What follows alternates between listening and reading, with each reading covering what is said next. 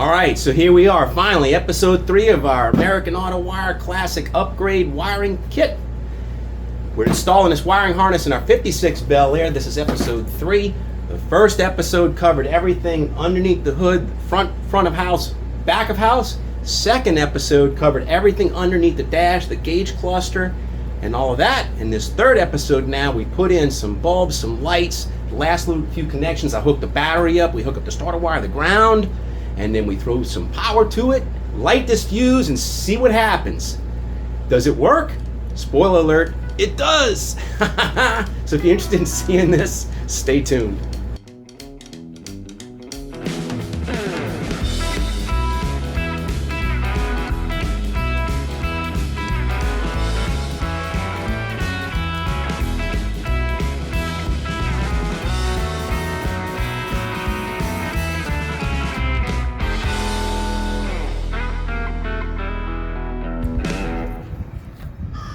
Josie, you want it?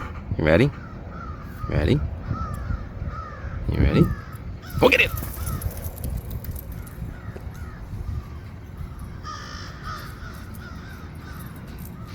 Oh, you vote for home. Yeah, she's done. Alright, I'm down by the clutch pedal, and I want to show you. I've rigged a neutral safety switch, which wasn't factory standard at all on these cars. So what I've done, that's the neutral safety switch that I put in. So this is the factory bracket. Here's a brake pedal coming up here, and the brake pedal, there's a brake pedal light. So there's its switch, right? But you only travel a little bit with a brake pedal switch. It's like bump just a little bit and it'll open up. It'll make contact and close that circuit. So the clutch pedal though has a long swing. So what I did was I bought a I guess late 1960s to 1970s and even into the 80s, I think. This is on any Camaro, Nova, any truck, any Corvette. It's the same switch. So it's two parts. It comes with a little bracket, a little pivot. And so what I did was there's a hole back here that's got a pin and it slips into that. And then I put a self-tapping screw and screwed it into the bracket that holds the entire brake pedal and clutch pedal assembly. So that little bracket here, I've got it very, very close to where this pedal comes when it's pushed in. So now the switch is actually closed by a contactor here. When this little pin goes all the way in, it closes a contactor back here. When I push the clutch pedal, see there's the arm swinging. So this is the arm that's going to swing and push the clutch rod in. But you'll see what happens with the neutral safety switch. So it just pistons like that. So I've got a little test light and the battery to prove that it works. I just have some temporary wires up there on it. But you see the clutch pedal's up, so there's no continuity. The light's not lighting. Now what you want is continuity when the clutch pedal's down. So it's got on a spring, so I've got to keep my foot underneath it. But it travels to about here, and then it lights up. So you can see where the pedal is. It's about 4 inches off the floor when it engages, and then I can let it go all the way to the floor, and it's lit. So then if I pick it up, when the clutch comes back, it's off. So you can't turn the ignition switch and start the car. So when it's engaged, put the clutch in, turn the key, it starts. So there you go, neutral safety switch rigged up. Next step. So watch what it says about the instructions on a neutral safety switch. It says, note, these wires must be connected to either neutral safety switch if using an automatic transmission or connected together if using a manual transmission in order for the starter to operate. So connect together. There's two purple wires, 12-volt lead from the ignition switch and 12-volt feed from the neutral safety switch to the starter connection to the starter solenoid. So basically it goes from A to B to C. A is a switch, B is a neutral safety switch, C is a starter, the solenoid. So when I redid my Cutlass, when I restored my 71 Cutlass, it had a kit for a console, and I still have the parts for it. So this kit I don't think comes with I didn't find it, but there's a double prong here. It's got two connectors, so you get two terminal ends. And since I had this console kit that I never did use for the Cutlass, and I don't throw anything away. In it had the terminal ends that I need, which are these, and they snap into this double connector. I happen to have two of these because this is the old one. That was the original one that was on the Cutlass, on the steering column. So I have two, but I just need these two connectors and the two purple wires underneath the dash, and that's the next thing we're going to go connect. So watch, remember what I'm saying. There's a purple wire right there, and it goes on the starter solenoid, and that goes all the way into this, goes back into the firewall through that grommet right there. I'm going to show you where it picks up inside. Here's where it comes through the firewall. So it comes to the firewall, and it comes to this connection, and there's a red and this purple. So that purple comes out, and that purple is one of these two wires. So there's two of them. And one of these wires is going to the switch. So you got red going to the switch, purple coming out of the switch. So the red goes in, purple comes out. And this is probably going to be labeled neutral safety. If I could trace it and find the label on that wire. But here's the other side of it, neutral safety switch. And this is going to say solenoid. Let's see if we can find it. There you go, starter solenoid right there. So we need these two to be clipped together and put on this neutral safety switch, which these are my two little test wires. So I'm going to pull those off. I'm going to clip that connection onto here, and we'll put it on a neutral safety switch and be done. All right, I got them both crimped. Put them slip it into the little plastic, and you heard it snap. Factory, looks factory. And then we're gonna go back here and put that on that. And it doesn't matter which one goes to which. It's only continuity, right? So it doesn't matter if it's the neutral safety side is on the top, or the ignition switch is on the top or the bottom, or either way. It doesn't matter, because as long as it's connecting them. So I need two hands. I need to move the camera to push that in, but there it is. So I'm ready to put my ignition switch in for permanent. It's got a little nut back here that you adjust the depth, so you have to play with that a little bit to get it to reveal enough out here that clears all the parts that you need. There's a little washer with a squared edge and a little tab that'll go in to keep this thing from spinning. If I can get it on.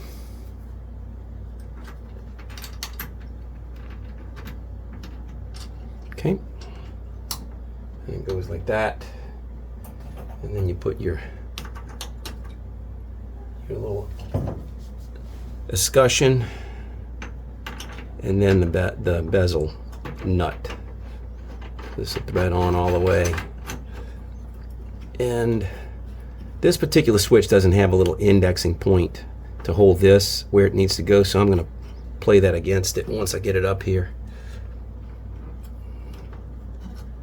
And what I want to show you is that once we get this tight, I'm putting the lock cylinder in. So the key cylinder, so when you pull the key out, this can't push in, and that's what stops you from being able to turn it. You put the key in, it aligns all the pins, and this will slide in. So you can see it way in the back, there's a little space where this lines up, so you need to get this with the key in it and get it to where it's back there. And so now it just did, and it clicked in place. So now it's locked in place. So the way this is set up, looks like that's lock, that's lock, that's when you want to get out of the car, that's accessory, there's on and start. I need to tighten this up a little bit more, but there you go. So now, if you want to remove the lock cylinder, you'll notice it's got these two little holes here, 1 and 2, and you need to be all the way in the lock position. And you're all the way in the lock position, and you take a little paper clip and you push on the little retaining pin, and you continue turning this counterclockwise, and it'll let go of it. You put it back in, same thing. Get it all lined up, and there it is, and it's locked in place. So that's it. So now I need to tighten this up and get the escutcheon where I like it, and the switch will be done. So I'm a little embarrassed about this. I got this far into it. I was buttoning a lot of things up, and I forgot about my tack. And so it caused me to have to go undo a number of things. So this Sun tack, this is Sun Super Tack 2. It's got 4 wires. And the black is obviously ground. The green is a signal wire that goes to the coil. The red is 12-volt switch power, so that's supposed to be only when the ignition key is on. And then the white is for illumination. So what I'm going to do is I'm going to clip all of these back. I still have the pigtails from where it was attached to the old wiring harness. I'm going to clip these back to where it's nice and clean. And then I'm going to put some regular insulated terminals that have the male and the female, but I'm going to show you what I had to do on the inside of the car in order to accommodate this. Oh boy, okay. So coming off of the negative side of the coil is a white tack wire, and that white tack wire comes in, and I wish I'd have noticed this before, but that white tack wire comes into this clip, and this clip, you can see there's 6 connections in it. This is for the instrument cluster, so this has the gas gauge and the water temperature sending unit, those connections. And then on the gauge panel, you can see this side of the plug, 1, 2, 3, 4, 5. So in that little hole right there, that would be the 3rd one on the top, would be the 3rd one over here, and that would be where the tack would plug in, because that's where the white tack wire goes. So what I've done is I have fished out a white wire from my old wire harness, and it's got the right terminal end. Just so happen to have this. This is on the part that went to the I think to the turn signal. So I don't know what the white one was, but white is conveniently for the tack, so that's what I'm going to use. So I'm going to plug this into this block here. This one. I'm going to plug this into that. And then if you remember the 6, I think it's 6 connections. So it was the terminal block that had for all the accessories, and this is the one that had the power windows, power seats, cruise control, and all that other stuff. This is the one that I tapped my fuel pump off of, which has a circuit label fuel pump, but I tapped that wire here, that's this one, and then I also ran power underneath my seat for my cigarette lighter that I'm going to power my USB for my phone. That's this orange one. So what I had to do is I had to go plug in this pink one, which I went and used an extra wire that was already labeled 12-volt ignition. So this is only on when the switch is on, so that'll power up the tack. And that's a cruise control circuit. I'm not going to have cruise control, so my tack is on a cruise control. I guess it's got a little bit of logic there. So now the next thing is for the light bulb on the tack, I had to go back to that heater light circuit. So this is the light that goes to the little display that says for heater. That's this one, and I already spliced in my triple gauge wire, so I had to undo that and splice in another whip. And I went with the same color. I went with the gray. So now I know that gray is all of my when your lights are on, not necessarily the dome lights, but the lights for that are on the headlight switch. So when those are on, this will be hot. So I need to get the gray wire with a female end, the pink wire with a female end, and this white tack wire with a female end, and then that'll all plug in everything on the tack 1, 2, 3, and then the ground. So I had all this together. I had to take it apart. Now I got to put it back. So I'm going to go ahead and attach all that and get my connections ready to go. All right, so here's the new pigtail in the back. 1, 2, 3. So I got the tack wire, 12-volt switch, and then the interior lights. So 1, 2, 3. Did the same thing on the bottom of my tack with the opposites. So these are bullet style connections, and then the ground. So I'm going to mount that onto my steering column and then fish the wire back in there, but I got to put all of this back together. So there it is, all buttoned up. Got my Sun tack mounted to the side of the column. So I just put a little sheet metal screw and it's mounted. It used to be mounted with a hose clamp all the way around. And I don't know why I was like that, but I left it like that because that's the way it was when I got it. But now it's going to look kind of, sort of like it belongs there. Wait till I get the wheel in. That's going to look super nice. But that's where it's always been. It's always been off to the side. I don't like when, mounting it straight up and blocking the speedometer. So, all right. One last thing. I'm at the back of the car now, and I'm going to run the fuel line.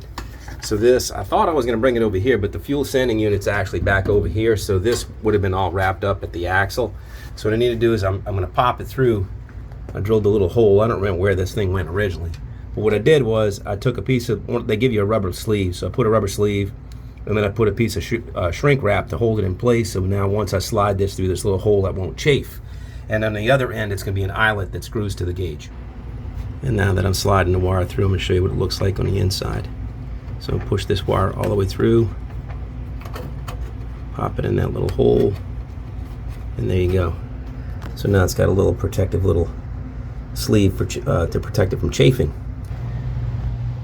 All right, you can see I've got a little clip up there holding the wire. There's a little rubber boot that they give you, and so it's just an uninsulated eyelet. Try to get this pinched. Sometimes they're just not the right size for the jaw. Unratched it, and it's pinched. It's on there. In relatively decent crimp. It's not going to come off. So you just slip the rubber boot over it, and then this is going to fish. I'm going to fish this through here, and then it's going to go in a sending unit up here, and there's a screw. So I'll see if I can't get you in position to see that. All right, there it is. Ooh, I can't even see it. I'm like 2 feet underneath it, but I got it. All right, so that's it. It goes back there, goes up into the cab of the car. So before I finish this up, I wanted to show you a little bit of before and after. So here's the before and here's the after. I've cleaned it up with a little ball of aluminum. Use this as a polishing pad and get this chrome cleaned up. And I got brand new lenses. Then I detailed it, I painted. I've got a MAC sign painting brush. I've got a whole collection of them. I'm gonna do pinstriping on Christine. And so I got a whole collection of brushes that I use for that. But here I went ahead and I used a little detail brush to get in here and paint all that black, sign black. It's gonna be gloss, and I think it might have been matte originally, but I don't care. I think this looks good. So this is the old one with the old lenses and the new one with the new lenses. Cleaned up, still to be polished. So I'm gonna do this one, and then I'll be able to go put them on the car, and we can start seeing some lights soon.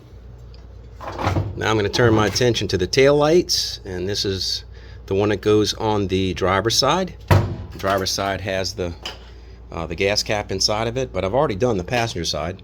Put that on, it's got a new seal. So I'm going to put a new seal on this one, new fasteners, and I'm going to show you that. All right, the new seal is going on, but the thing is, it's a curved surface.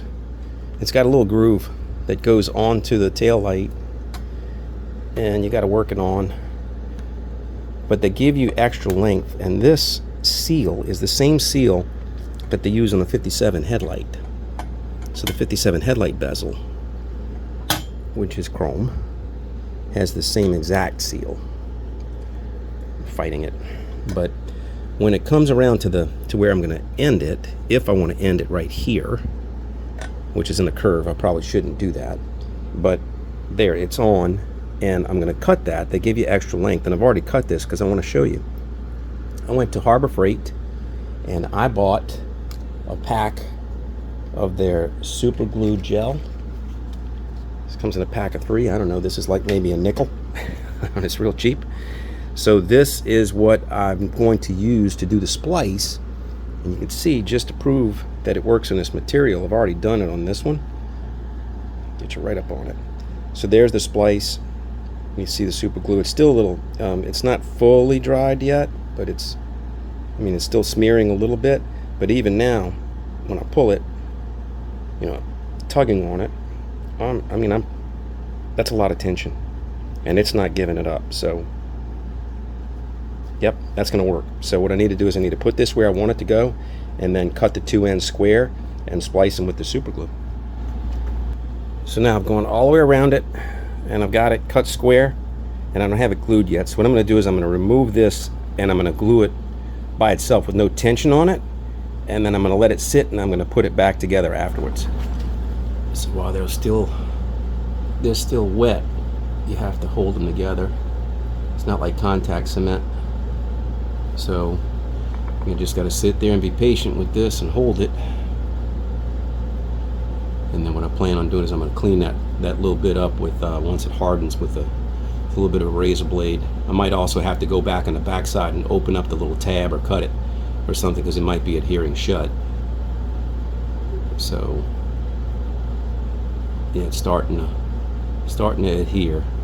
So I just need to keep holding pressure on it until it really takes a set. Alright, so there's my splice. I'm putting it back on. It's a little tight, but it should go. I didn't put it so snug that it wouldn't go. There it is. Got it. So now I need to clean that up once I get it on the car, but it's all the way around. So now I want to show you the next thing is getting these two sockets in. So you'll see on this, I had to pull the collar back. So you'll see it's got these two little tabs on the top and the bottom, and it's got these tabs on the side. Well, these two little tabs go into the back of the tail light and they twist, but the only thing holding it from coming untwisted is this little bezel. So there's that. Then there's also this, which the way I made it, I'm screwing in from the back side with two new screws. So I need to screw this in, and then I need to put this in, just like I said, push it in, twist it, and then slide the collar back over it. So this is the reverse light, the backup light, and you'll notice it's got a single pin. So it's going to take an 1156 bulb when I get it in, but I've already put in, this is too big for this, so I've got this backing plate that came in the kit, and I decided to put mine together so that I can take it apart like this. So I just need to get these two screws in, screw that in, and then I'll show you the tail light, how that attaches. So now that those are tightened up, I can get this in, and what you may not be able to see, you see how it's offset? See how this and this, those two pins are not the same?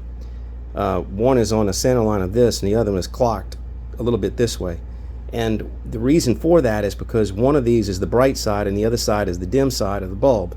You know, your running light and then your blinker or your brake light. So this has to go into this socket a certain way and twist. So it's just like the bulb, you can't put it in wrong. You put it in and you can see it won't, it's not the right way to go. It's got to go this way. So there it went. See, it wouldn't go this way. It's fighting, and then you turn it the other way, and there it goes. Boop. So now what I need to do is slip this collar back down onto that while it's there, and it'll hold it in place. So the good thing is the bulb twists in the opposite direction, but if this thing ever comes apart, Lord help us. So this is rattly loose on the backup light on this collar. So what I'm going to do is I'm going to put a zip tie like I did on the other side and hold it snug and tight, and that'll keep it locked in. Pull it, I'm going to clip it, and that'll be that. So then let's go ahead and screw that in. Alright, let's go ahead and get this put on. There are 5 screws for this.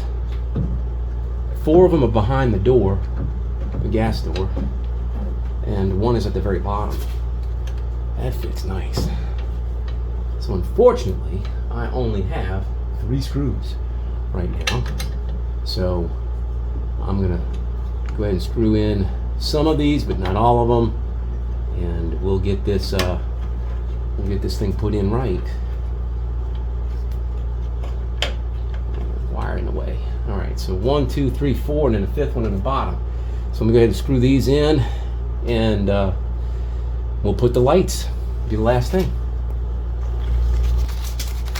So it's an 1157 bulb that goes in the tail light. The backup light's 1156. 1157 has a dual element, so it's got a bright element and it's got a dim element, and then it's got 2 contactors on the bottom. So it's got to go in a particular way.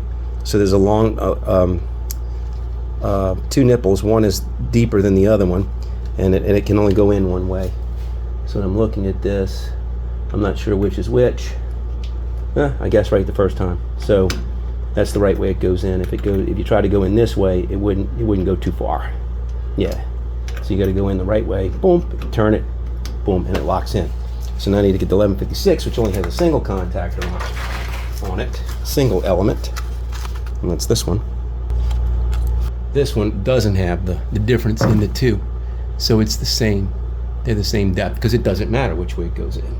It just needs to go in and twist. So if I can find the little slots, I think that's it. Yeah, it felt like it. Looks like it's right. Okay, so now on to the front lights. So the front lights I just tacked on. I just have these with 1 bolt. I'm hopeful it's got enough ground to check, but then this is an 1157 amber bulb. So it's got 2 elements, 2 dimples in the back. Again, it only goes in one way, but it's an amber, so it's an 1157A. Same thing on the other side. So one of the last things that we need to do is route power from the battery to the entire system. So I got this kit from Summit, and this is a Summit label. Pretty sure that's all there is in the box. It's just the black ground for negative, and then the red hot for positive, and then two eyelets to go on the lug. So one of these is going to mount to the block, and the other one will mount to the solenoid. So what I'm going to do is, this is a copper wire, copper connection. So I'm going to end up stripping this back, crimping this onto it with the vice grip, and then soldering this to make sure that that's good and tight. But I need to make sure that I need to first cut these to length. My battery box isn't mounted yet, but I know exactly where I'm going to route it. I temporarily mounted my battery box, which you can see it's primed. It needs to be painted. And then my battery is sitting there. It's quite dirty. It's been on the bottom of the shop floor. So my positive is on this side. I'm going to route the positive down to the starter. I'm going to trace where that black wire is, and there'll be a clamp right there on that bolt to hold everything tight. And then my ground wire I haven't yet figured out, but at least the positive I figured out exactly where I'm going to go, and I'm going to mount it to where of course on the starter, but I've got that length marked out. So this is to the center of the eyelet. That's the exact length that I want it. So I want that to be here. So I'm going to use that as my mark. I'm going to go ahead and cut and strip this back and then solder it. And they also give you, which is really cool, they give you some shrink wrap, some shrink tubing, 1 black and then 1 red, so it's the right diameter for this, and that'll make it look nice, even though nobody's going to see it on the starter. So I also made sure I marked it where I want it clocked. I indexed it to where it was twisted the right way, so I don't want it to be the cable to be in a bind. Just a little bit of a crimp here, not much. I think that might be enough right there. And do both sides of it 2 ways, since this jaw is, yeah, there you go. So now I got a crimp on the top, crimp on the bottom.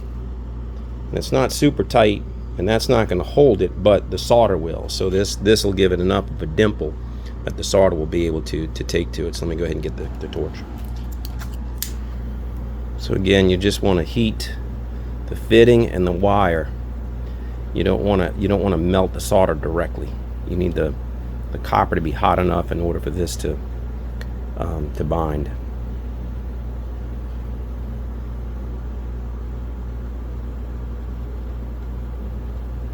Not quite there yet, getting close.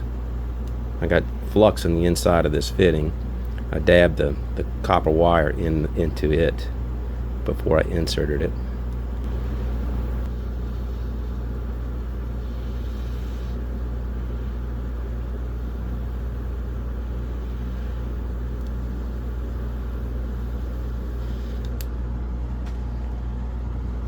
ought to be enough. Maybe let's slip this tube over it pretty quickly. Watch, it's going to automatically start drawing.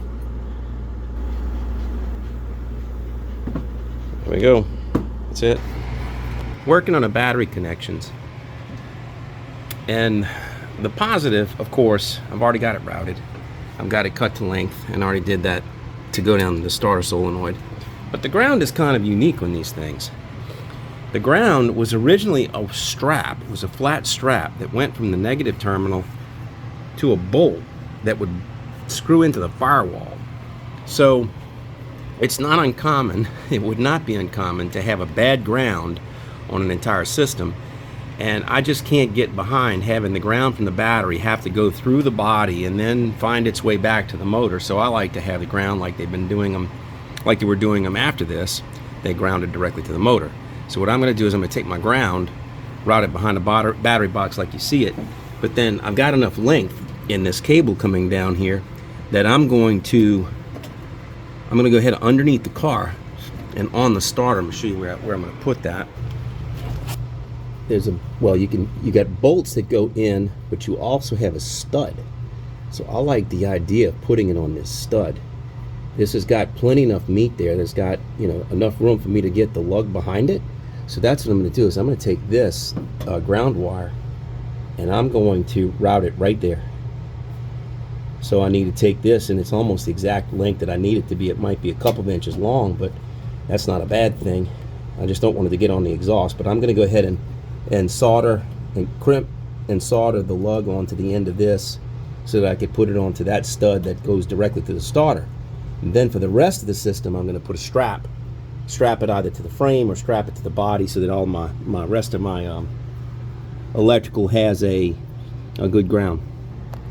So this is what I did at the battery.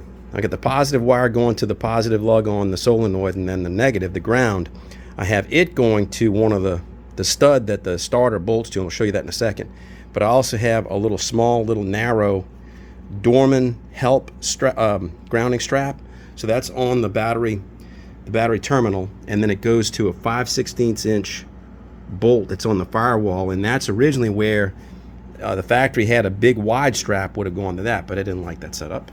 So down here in the starter, you can see where the starter wire, the positive goes to that, and then underneath, there it is. Yep, you can see it. It's right there.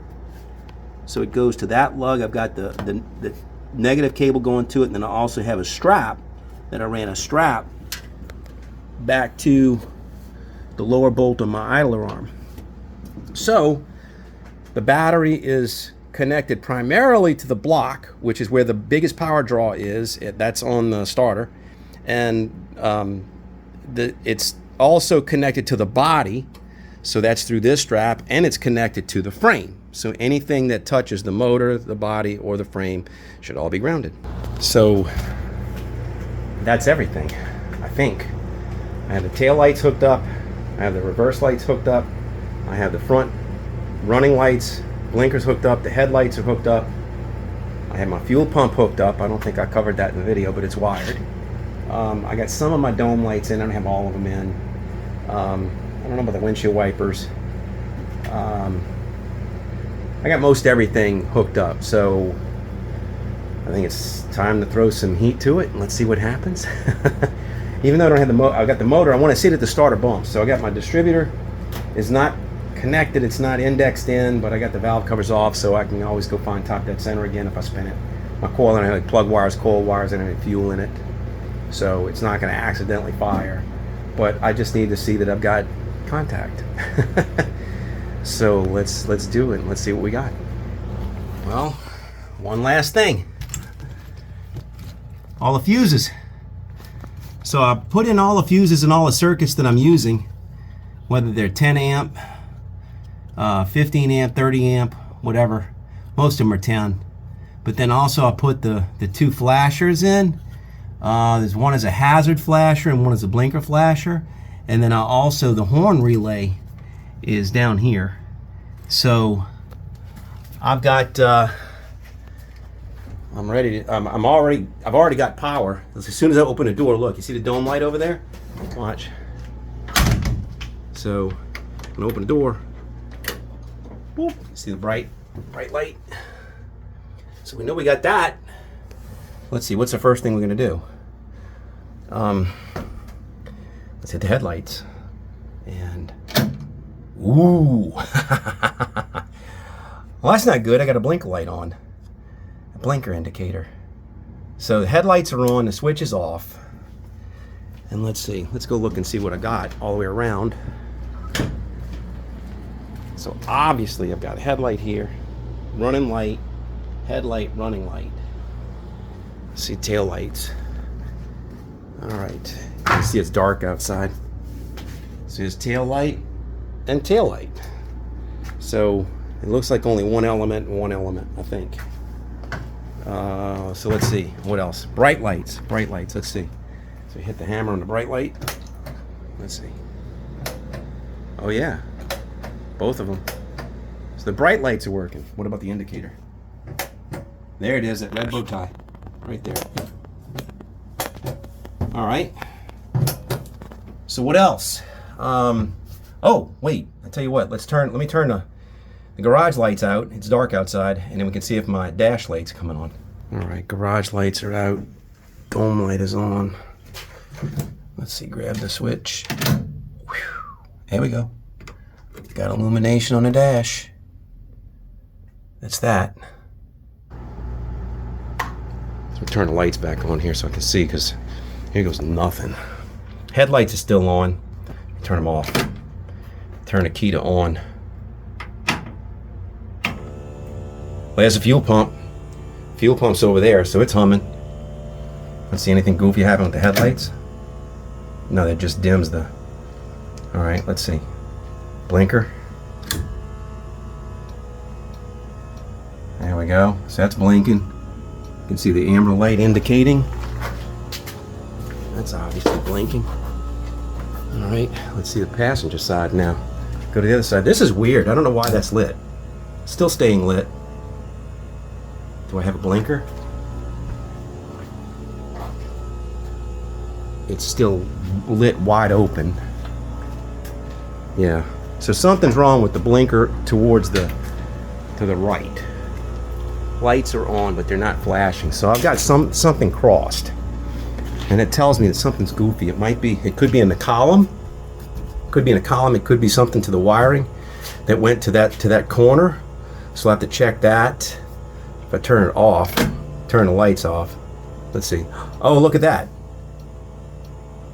So there's something crossing when I turn the headlights off, because look, now the blinkers are working.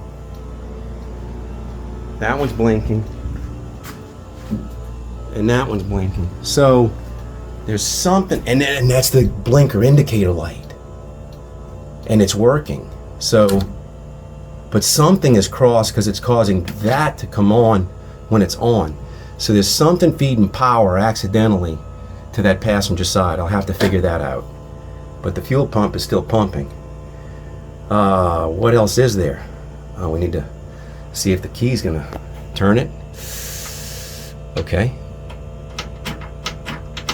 Oh, you know what? I got the neutral safety switch. So nothing happens. Put the clutch in.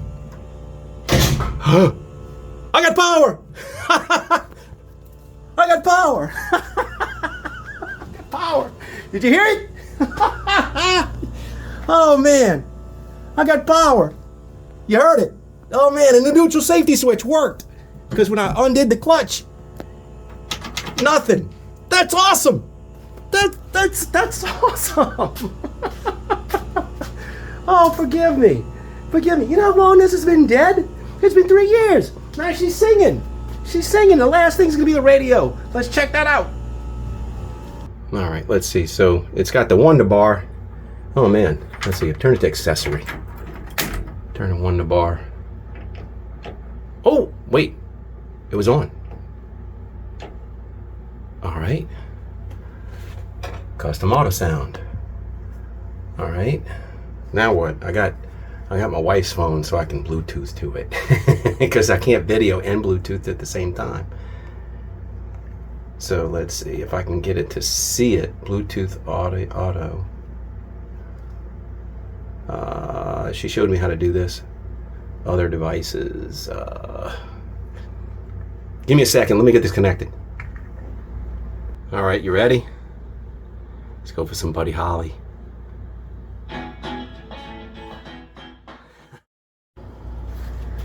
There is one more thing. The horn. I rigged up a little thing on the horn to test it, and let's see, I got it just grounded. It's just a ground if you connect it. So let's see. Hey, it's only got one tone. It's 2 notes, so one is 1 note, and one's a high and one's a low. So right now you only got the one thing. So I'm really sorry about that karaoke moment, but I am just beside myself. This is so great. All right, you know what? Even though I got a few problems, I'll take this as a win. Man, that's like a 90%, 95% maybe. I tested the backup lights. The backup lights won't work.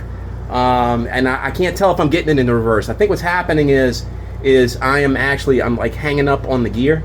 And I don't have the clutch pedal hooked up, and I can't spin the motor a little bit in order to get it. So I think that's what it is. But anyway, I'm not gonna panic about that. And yeah, I just got a little bit to debug, just that one thing. But everything else is working. She's got power again. So, all right, look, that's gonna do it for this marathon series. This is video number 3. Man, I sure hope somebody gets something out of something. It's been a difficult couple of months. It's taken me a little while to put this together. It really, really has. I was racing towards getting the Cruising the Coast, and I realized 2 weeks before Cruising the Coast that I wasn't gonna make it, so I was working like 3-4 nights a week working on this, trying to get the wiring, and then once I decided that I was not gonna make it, I stopped and I put it down, and I slow released my videos. So I really haven't been working on Christine in about a month, and now I finally got it. It's like I took a little bit of time this weekend and now tonight to do these last few things, but I got the power to it, and we're one step closer. So now we're creeping on the holidays. It's getting up, you know, Halloween is what, tomorrow? I'm going to visit my son in South Carolina. My wife and I, so we got this weekend's out, and then a couple of weekends from now I'm having surgery, so that's going to be out. And then you got Thanksgiving and you got Christmas. So Restoring Christine will be, you know, a few more months of videos at least, so that after we get this all buttoned up, then we're turning our attention to the interior. But anyway, that's going to do it. I do hope you got something out of it, and if you like the videos, please give them a thumbs up, and if you're enjoying the channel, as always, I'd love a subscription. So until I see you next time, you know my love won't fade away. Take care of yourself. Cheers.